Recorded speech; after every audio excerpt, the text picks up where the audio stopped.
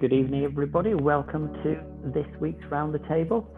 And there's a rumour going around that we might actually study Mark tonight, rather than rabbit trail through theologies as we did last week, which was great fun, I have to say. So, Edmund, I believe we are in Mark 14, 43 to 52. Let me just share my screen. 43 to 52. Okay. While Yeshua was still speaking, Judas came, one of the 12, and with him a crowd carrying swords and clubs from the head priests, the Torah teachers, and the elders. The betrayer had arranged to give them a signal. The man I kiss is the one you want. Grab him and take him away under guard. As he arrived, he went right up to Yeshua, said, "Rabbi," and kissed him. Then they laid hold of Yeshua and arrested him. But one of the people standing nearby drew his sword and struck at the servant of the high priest, cutting off his ear. Yeshua addressed them. "So you come out to take me with swords and clubs, the way you would a leader of a rebellion? Every day I was with you in the temple court, teaching, and you didn't seize me then. But let the Tanakh be fulfilled."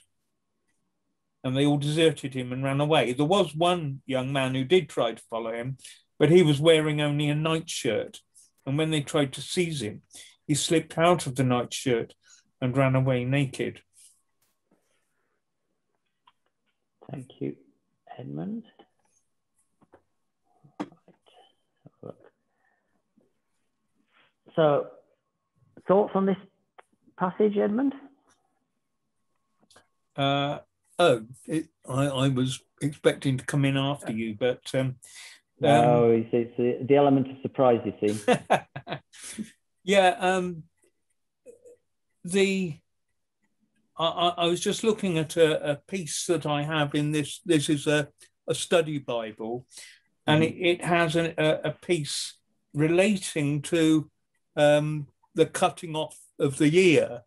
Now, whether I think I'm completely convinced that this is what Peter, as we know from another gospel, was thinking of is another question. But it's interesting. It says disqualifying the servant. In Mark 14:47, Simon Peter cuts off the ear of a servant of the high priest. This was not just an ordinary servant, but the chief assistant to the high priest, Kohen HaGadol. Western theologians often suggest that Peter's intention was to take off the servant's head. Actually, Peter did exactly what he intended to do, for according to Judaic law, to lose an ear not only shamed the servant, but also disqualified him for service in the temple. The basis for cutting off the ear was known by all those Jews present, having been derived from Leviticus 21:18 to 21, which declares that no man with a blemish can work among the temple precincts. According to the Septuagint, a man with such a blemish could not come near the offering. Peter was actually not doing anything particularly new. There are several other similar incidents in history. In 40 BC, for example, Antigonus, a Persian candidate for high priest, had the ear of his uncle, Hyrcanus II, cut off to shame him and disqualify him for office. During the reign of Herod the Great, this happened more than once, and Josephus mentions it in his history of the first century. The Mishnah gives details of the practice, saying it was actually the earlobe that was cut off. Interesting. That's a bit of background. Definitely. But doesn't one of the Gospels say that Jesus healed him? Yes, which means he would then qualify again for the job. Yeah. Yes, it's odd little passage. Have you got anything on the kiss? Not especially. I think in that culture, a kiss is a sign of respect to a superior. And so there's a certain irony going on there. It's Dave. But I think it's interesting, by the way, the comment about coming out with swords and clubs. I've been with you in the temple court, and often think when Jesus says at the Last Supper, when you went out, I sent you out to do this. Did you lack anything? And they say no. And he says, but now let him who has take this, this, and this. Do you know what I mean? And I think this is the same thing. You've got, up until God, as it were, signs off on the project, Jesus will walk through crowds that want to attack him, people that want to arrest him. You'll just not be able to until it's the time when God says. And there are times, Jesus says about to Pilate, if this was, yes, I am a king, but if it was of this world, my followers would rise up. But quite specifically, the ways of the world, Jesus is not. He absolutely refuses to take part of that. So you only get me because I say you can, in effect. Yes. I mean, look at the last couple of verses, 51 and 52, about the young man fleeing naked. It says, the commentator had an interesting, he said, as well as parallels with Joseph fleeing Potiphar's wife, there are parallels with Amos 2:16. Just look up Amos 2:16, which says, even the bravest warriors will flee on that day, declares the Lord. And apparently the word in Mark for young man means someone who is exceptionally strong and valiant.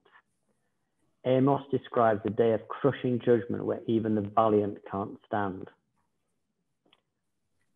And it says it is conjectured that this young man was Mark himself,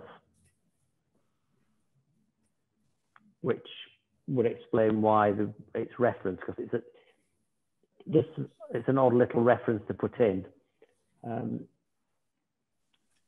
it's a very old tradition, that one, that it's Mark himself. Anybody got any more background on Mark? I mean, it's also the tradition is that the Last Supper was held in his family house. I'm just reading the notes in my Bible, but it says that as he's wearing a linen garment underneath, that suggests that he's from a wealthy family, which wouldn't be Mark, would it? Yeah, because he knew the high priest, didn't he? Did he? I don't know much about Mark. I sort of assumed they were all pretty much all fishermen. Anyway. Yeah, no, I don't think he wasn't one of the disciples. He was just a hanger-on. Yeah, okay. Yeah, this guy. Yeah, anyway, so whoever he is. So he's a hanger-on, so he's not Mark. I think it might be suggesting he's... well, he's a hanger-on. It's Mark, but Mark wasn't a disciple. No, sorry. Yeah. Because they can, when you get to Acts and Peter is arrested and the angel springs him from jail, he goes to the house of John Mark, and tradition often connects them up there with this young man. Is Mark the cousin of Barnabas? Yeah. Yeah.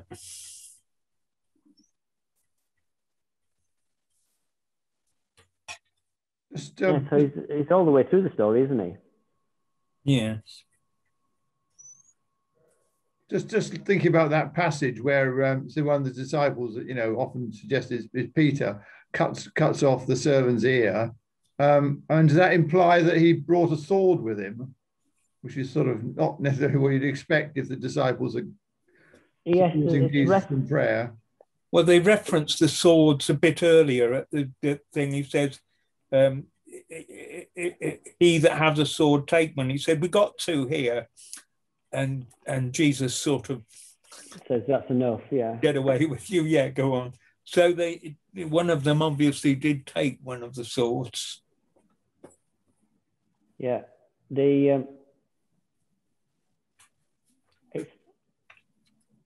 I'm surprised that they were allowed to have swords. You'd think that the Romans wouldn't let them. I mean, with all the problems with the Zealots, you'd think it would be a prohibited. Yeah, that's an interesting. Yeah, I hadn't thought of that. Why would the?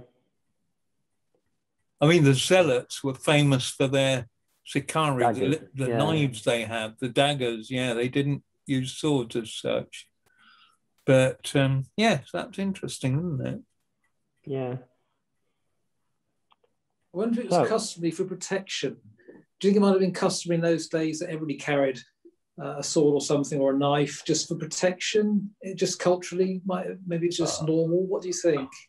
I wouldn't have think that would have been a good idea at the feast times. No. Yeah. Because the Romans were always really anxious about weapons being brought into the city at festival times, because it was difficult to police.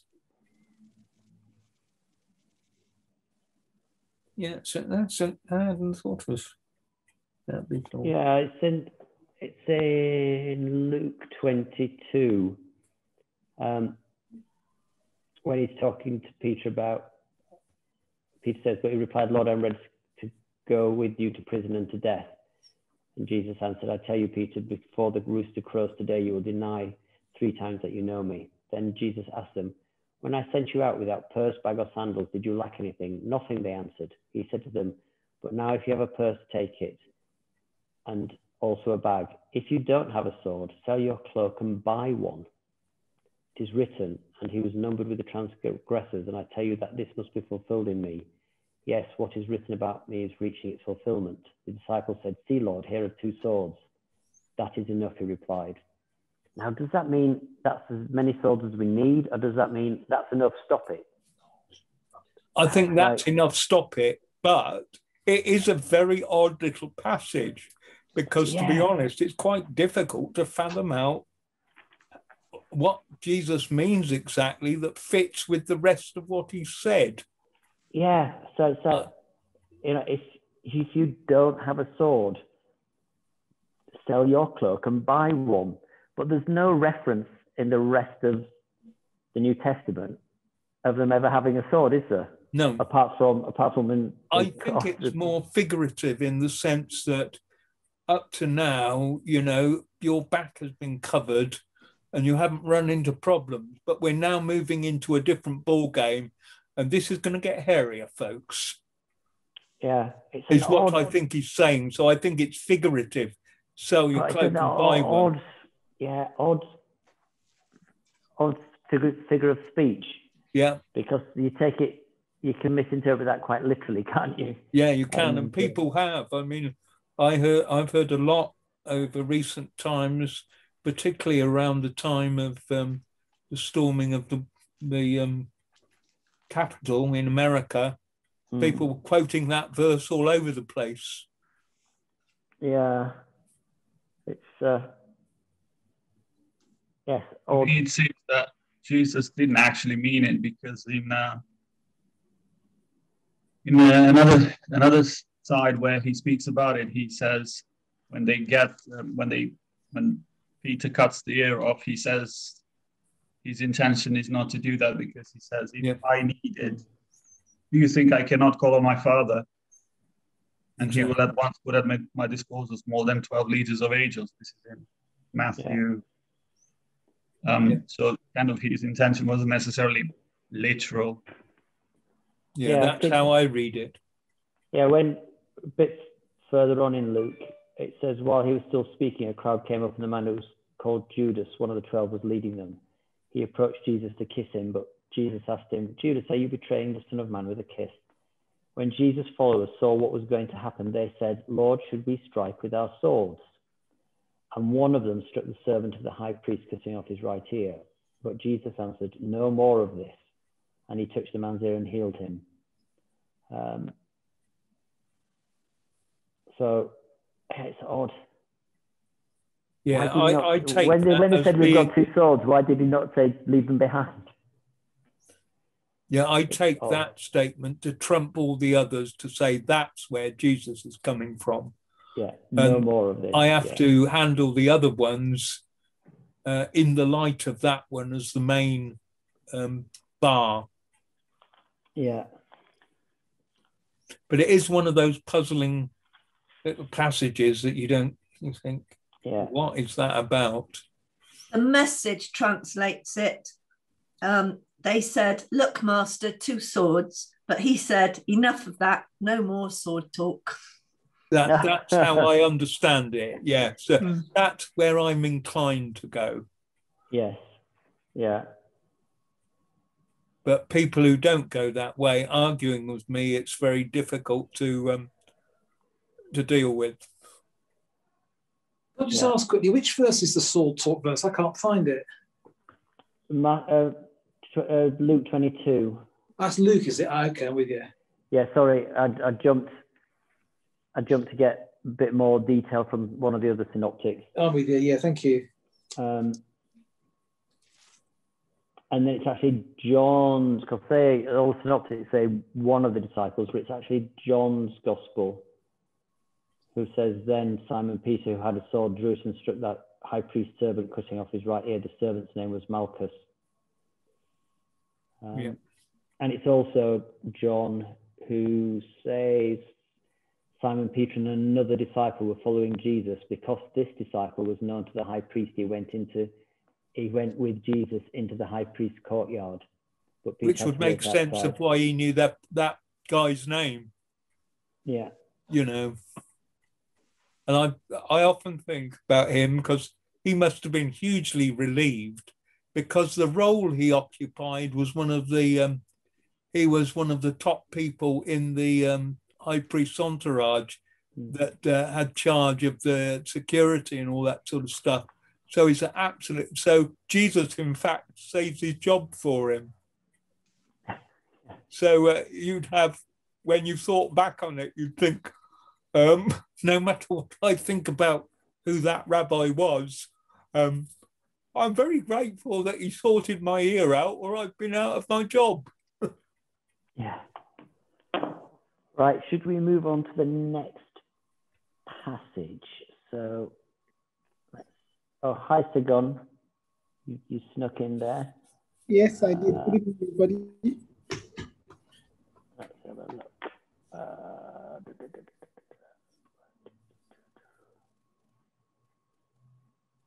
So 53 to where? 53 to 65. Okay. They led Yeshua to the high priest, with whom all the high priests, elders, and Torah teachers were assembling. Peter followed him at a distance, right into the courtyard of the high priest, where he sat down with the guards and warmed himself by the fire. The high priest and the whole Sanhedrin tried to find evidence against Yeshua so that they might have him put to death. But they couldn't find any. For many people gave false evidence against him, but their testimonies didn't agree. Some stood up and gave this false testimony. We heard him say, I'll destroy this temple made with hands, and in 3 days I'll build another one, not made with hands. Even so, their testimonies didn't agree. The high priest stood up in the front and asked Yeshua, "Have you anything to say to these accusations these men are making?" But he remained silent and made no reply. Again, the high priest questioned him, "Are you the Mashiach, the Son of the Most High?" "I am," answered Yeshua. "Moreover, you will see the Son of Man sitting at the right hand of the," I've got the Hebrew here, which would it be in English? Mighty One, probably. The Mighty One, okay. Lost my place now. Mighty 52. One coming on the clouds of heaven. At this, the high priest tore his clothes and said, "Why do we still need witnesses? You heard him blaspheme. What's your decision?" And they all declared him guilty and subject to the death penalty. 65. Okay. Then some began spitting at him, and after blindfolding him, they started pounding him with their fists and saying to him, "Let's see you prophesy." And as the guards took him, they beat him too. Thanks, Edmund. So apparently the Sanhedrin had no power to execute, as this was the prerogative of the ruling civil power only. And they very jealously protected that right. And apparently the Roman procurator was in the habit of depriving the high priest of office every 12 months, as they paid for the privilege of that position. And Caiaphas had held the office for 19 years. So he'd obviously paid to have that position for 19 years, which is probably why he was setting up that market in the temple courtyard as a competition to the Mount of Olives market, so he could make some money to pay for his position. So it's a terrible situation where the high priest is like priesthoods bought and sold. And it says the elders were drawn from the landed gentry, and the high priest and the ex-high priests were usually Sadducean, while the scribes were more from the middle classes, along with the Pharisees. In capital cases, condemnation required the unanimous evidence of at least 2 witnesses, a provision firmly rooted in Pentateuchal law. If their respective positions differed one from the other, even in trivial details, they were inadmissible as evidence. So, which explains why it said that their stories didn't match. If there was just a slight difference in their story, then it wasn't admissible as evidence. The commentator says the court had assembled not with the intention of reaching a just verdict, but with a firm resolve to convict Jesus of a capital crime. It says Judaism expected the Messiah to provide proof of his identity. A Messiah imprisoned, abandoned by his followers, delivered helpless into the hands of his foes, represented an impossible concept. Anyone who in such circumstances proclaimed himself to be the Messiah could not fail to be a blasphemer, because who dared to make a mockery of the promises given by God to his people. Thoughts on that, Edmund? Yeah, really just augmenting things you've said. It's interesting that the fact that the Sanhedrin was no longer able to deliver a capital sentence was a relatively, it had been stopped only a few years before, almost exactly at the time when Jesus, as far as we know, round about AD 29, started his ministry. That was when they lost the power to pronounce capital sentence. And that also, by the way, when we're thinking about the woman taken in adultery, they're not expecting her to be executed. They've stopped presenting death sentences on adulteresses even before that point, when the Romans had taken away that ability to pronounce the death sentence, a capital sentence for anything. And then you've got here, I'm really pleased the way they've worded it in this one, because back in the 70s, when the Lord got hold of me, there was a book by a guy called Morrison, Who Moved the Stone, which was a very, very well, everybody knew about it and talked about. And one of his main premises, he was a lawyer who set out originally to disprove the whole thing in the Gospels about the thing of Jesus, and became a Christian in the process, and wrote this amazing book. It's a great book. I mean, he's a lawyer, so it's very, but fundamental mistake he makes, and which all we evangelicals said, is that the Sanhedrin, as Simon said, this point is not to do a court to judge a situation and give a ruling. It's an arraignment meeting to decide what is the basis on which we will build a case that we can present to the Romans. They're not, it's later when because one of Morrison's great points, and I've heard preachers endlessly, and I myself, going back some, saying, this was done at night time, this is completely illegal, you have to wait to daybreak before a legal court can be held. Well, in point of fact, they weren't. And it does say in one of the other Gospels, when daylight came, then the Sanhedrin met together to take it to Pilate. So it's all quite legitimate there. And then this point again that you were talking about, many people gave false testimony about him, but their testimonies didn't agree. And the point that Simon was making. And another point is that in the Jewish legal system, there's very strict things about false witnesses back in probably Deuteronomy, but I can't remember off the top of my head. You don't want to be caught out being a false witness. But the most serious case is not the person that puts forward the false testimony. It's the second one, the one that backs him up. That's not a place to be in. Okay, give false witness offer false witness as a starter, but you don't want to be the second guy, because the word of just one person, they won't take anyway. It has to be borne out with the second witness. So the rabbis always said, the one who is the most perfidious among false witnesses is the one who supports the testimony of the first. And the very severe things land on that guy. So, I heard him say this and I heard him say that, but ask you to be the second one to back up what he said. Nah, we don't want to go there. So that's part of that. And it's interesting again, have you nothing to say to the accusations these men are making? But he remained silent and made no reply. On no occasion does Jesus defend himself against accusation. It's the same with Herod.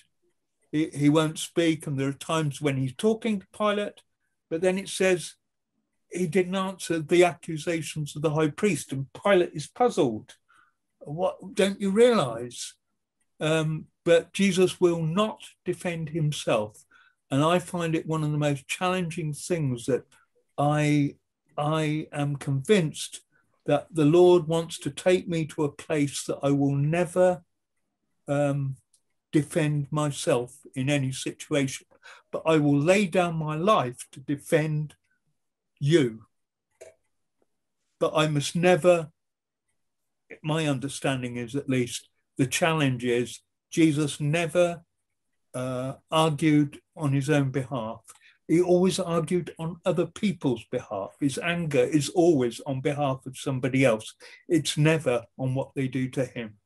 He is like the sheep before the shearers is dumb, so he opened not his mouth. That's a fundamental concept about the way Jesus interacts with the challenges of the world. He will not defend himself. He just stays mum. And that's a very challenging one of the goalposts to be aiming for over the years. Do you just mean regarding his death, the accusations around him at the point of his death, or generally? Because I've just remembered it's John 8, where is he talking to the Pharisees or the teachers about being children of the devil or children of Abraham? And he seems to defend himself there, saying, can any of you prove me guilty of sin? He's kind of... I wouldn't call that a defense. He's just saying, oh, really? Have you got anything you can actually rehearse? He's not defending himself. Oh, really? I don't think it's, you're accusing me of this, I will explain why you're wrong in that. He doesn't do that at all. Yeah. Anything he's accused of, he just keeps quiet. And the way I see it is that it's up to the father. He's the backstop. And I've often thought about it as two slaves who meet one another, two Greeks actually in Rome one day. And the thing is, the life that each of those slaves has depends upon their specific masters. So if one is well-dressed and the other isn't, the one doesn't get properly considered, the other one does. It's not for the slave to complain. It's, and if this slave is abused and he has a good master, the master is the one that comes out and fights on his behalf. He doesn't do that. And there's discussions about different slaves and different masters on that sort of realm in Rome. And if you had a good master, then he would take your part. And that's how I see it. Jesus leaves his defense to his father. And that's a very challenging example. But when he's asked the direct question by Caiaphas, yes, are you the Messiah? Yeah, I charge you by the Most High, are you the Messiah or not? He has been put under oath, most serious oath. So of course he will answer that directly. Then it's I am. And that word you said, which I said, the mighty one in the NIV, is dynamos, so it's power. I just looked it up on the interlinear. And power was a recognized reference to God, and to sit at the right hand of someone was a familiar idiom meaning to occupy the place of highest honor. So he's saying, yes, I am, and I will have the place of highest honor next to God. And yeah, because the quote there is from, moreover, you will see, and then from there on, it's a quote to the end of the sentence, the Son of Man sitting at the right hand of the Hagavura and coming, which is the power on high, coming on the clouds of heaven, which is Daniel 7:13. Yeah. So it's and the commentator says the Pentateuchal law concerning blasphemy was very elastic in the first century. It covered the sins of defaming God and piercing his name. Under the circumstances in which Jesus asserted his claim, God appeared to be mocked and was denied his right to enthrone the Messiah and declare his dignity. So the Sanhedrin, the very fact that Jesus was subject to them was blasphemous, because claiming to be the Messiah and being arrested and tried or arraigned, to them that was blasphemy, because God would never have allowed his Messiah to go through that. Well, that's the Islamic argument, isn't it? I don't know. Yeah, that's their argument about Jesus dying for us on the cross. Well, there are two positions Muslims take, but one of them is you are blaspheming when you say that he died on the cross, because God would not allow that, and therefore you are maligning God when you say that. Which is the position Caiaphas takes. Yeah. Now, it's a very interesting little thing which I'd never seen before, or heard it before. So at the end, it says, then some began to spit at him. They blindfolded him, struck him with their fists and said, prophesy. And the guards took him and beat him. And there's a footnote in the commentary, which is, I think you'll like this one, Edmund, if you've not heard it. It says, with the demand to prophesy, i.e. to say who it was that struck him, it accurately preserves an old interpretation of Isaiah 11:2-4, according to which the Messiah could judge by smell without the need of sight. The key text is from Sanhedrin 93b. He smells a man and judges, as it is written, and he shall not judge after the sight of his eyes, neither reprove after the hearing of his ears. Yet with righteousness shall he judge the poor. The Tanaim judged that since the Messiah uses neither his eyes nor his ears, he must judge through the sense of smell. They therefore read Isaiah 11:2, his delight is in the fear of the Lord, as if it read, his smell is through the fear of the Lord, i.e. they understood the Hebrew, his delight, to be derived from smell, because they look quite similar. The passage which immediately follows is of prime importance, for it concerns the messianic pretender Simon Bar Kokhba, AD 132-135. The quote is, Bar Kokhba reigned 2.5 years, then said to the rabbis, I am the Messiah. They answered, of the Messiah, it is written that he smells and judges. Let's see whether he, Bar Kokhba, can do so. When they saw that he was unable to judge by the scent, they slew him. Did you like that one, Edmund? Yes, I did. And it's interesting because I was trying to remember the second part of the bit you quoted. I didn't realize it was the one that you were reading. He will not judge by the sight of his eye or whatever, because I had come to the conclusion just recently that's about he is not judging things by our normal way of looking at things.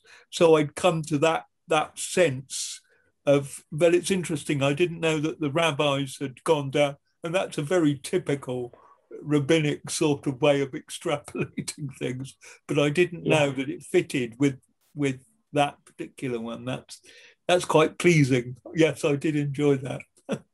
Yeah, when I read that footnote, I thought, I'm going to make a note of that because Edmund's going to like that one. Yes, Edmund does like that one. Yes. So, yeah, very strange. But like you say, the way that they interpreted these texts, not the way we look at things necessarily. And you can bet Bar Kokhba wasn't impressed with the interpretation either. No. It's like, but so that's why they did it, because it was one of their tests for the Messiah. Yeah. Very strange. Anybody else got any little snippets or comments or thoughts on that passage before we move on? Just mentioning that quote from Daniel 13, that's another of those Son of Man words, which means not everybody, or not every Jew would have believed it, but that's one of the ones where the Son of Man means this divine presence that will sit down with the Ancient of Days on his throne. So they have this idea of a plurality within the Godhead, and it's the Son of Man statements And instead of the way I had always normally read them as meaning his reference to his humanity, no, it's the reference to divinity. And this is the specific case where it's very clear Jesus is quoting, "I am this person," which would have rocked them on their heels. Right, Edmundo, we are going to finish the chapter. Mark 14, 66 to 72. Okay. Meanwhile, Peter was still in the courtyard below. One of the serving girls of the high priest saw Peter warming himself, took a look at him and said, "You were with the man from Nazareth, Yeshua." But he denied it, saying, "I haven't the faintest idea what you're talking about." He went outside into the entryway and a cock crowed. The girl saw him there and started telling the bystander, "This fellow's one of them." Again, he denied it. A little later, the bystanders themselves said to Peter, "You must be one of them because you're from the Galilee." And he began to invoke a curse on himself as he swore, "I don't know this man you're talking to me about." And immediately the cock crowed a second time. Then Peter remembered what Yeshua had said to him. "Before the cock crows twice, you will disown me 3 times. And throwing himself down, he burst into tears. Thank you, Edmund. So the commentator says the source for this must have been Peter, because he was the only one who was there. He was the only disciple who was there. And just which made me think as well, the source of the time in front of the Sanhedrin, that doesn't necessarily have to be Jesus, because there were some righteous people within the Sanhedrin, would you say, Edmund? So they could have recounted what happened at a later time. Yes, because you've got Joseph of Arimathea, who's specifically mentioned as a member of the Sanhedrin, and the guy who comes at Nicodemus. So it's I think I referenced this before. I just think Scripture is amazing, that how it shows warts and all, like the key members of the key protagonists of the story. You get all the bad things that they did. With David, with all of them, with Moses, they never kind of give you the glossy, oh, let's just focus on all the great bits. That it always tells you the bits that show their weakness. And this is Peter, who was going to lead the church, admitting, when push came to shove, he completely denied his Lord. And it says, the commentator said, Peter denies knowledge of Jesus using the form common in rabbinical law for a formal legal denial. I do not know what you are saying. So it's actually a formal denial. And amazingly, research has shown that in Jerusalem, cocks crow 3 times after midnight at approximately 12:30, 1:30, and 2:30, and each lasts between 3 to 5 minutes. So someone has actually done that research. That was someone's master's thesis there, wasn't it, Olivia? So yes, so it was around 1:30 in the morning when this was happening, between 12:30 and 1:30. So they obviously crowed a lot earlier there than they do. Yeah, that's what I was thinking. Ours used to crow. I mean, they were still a pain in the neck outside my bedroom window at home, but it was a bit later on in the, depended on the time of year as well. Yeah, apparently that's when they crow in Jerusalem, 3 times after midnight. There you go.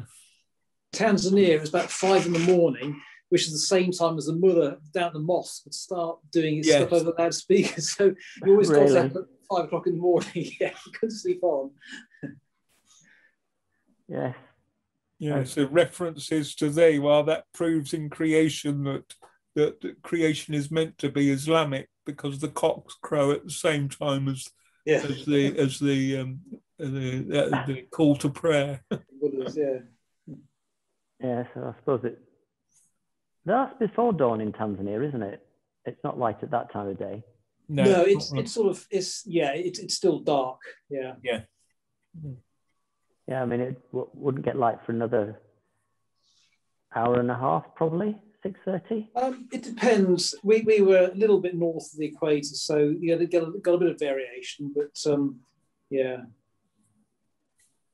Yeah. It's kind of gets dark about 6. It gets dark about 6 and light about 6:30, doesn't it? So yes, that's more or less. So we have got to the end of the chapter. So I'm not going to dive into the next chapter. I'm going to save that for just one little point, because it's something I pick up on all the time, and you'll have heard it. You'll know it well enough. But his accent giving him away. You're from the Galil. You're from the Galilee, and that is a much more significant deal. The differentiation between Judea. So often when people worry about the thing where John appears to be saying rather anti-Semitic things when he talks about the Jews, what he's actually talking about is the Judeans. And the Judean culture has quite a big difference between the Galilean culture and the Judean culture.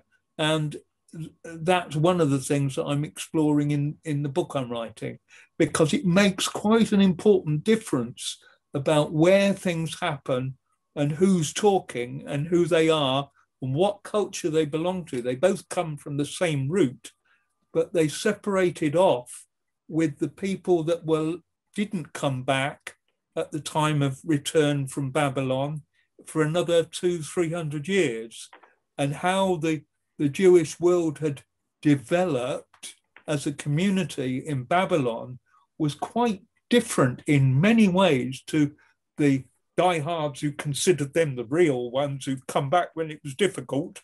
And these Johnny-come-latelys come along and they've got all these funny ideas, like women being educated and everybody worshipping and holding their arms up when they pray and all sorts of things, and that thing, the synagogue and all that sort of thing, that was all part of Galilean culture and quite different to the Judean one, which was rather old-fashioned. And so I always pick up on bits like that. Yeah, actually, I will throw up the first verse of chapter 50. Oh, yes. As soon as it was morning. Yeah. So this, just because you referenced it.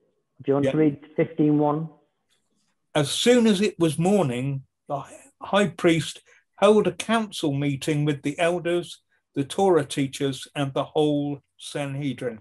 That's the point. That's when it becomes a properly, that's what the one before was getting ready so that they'd have a whole thing to present.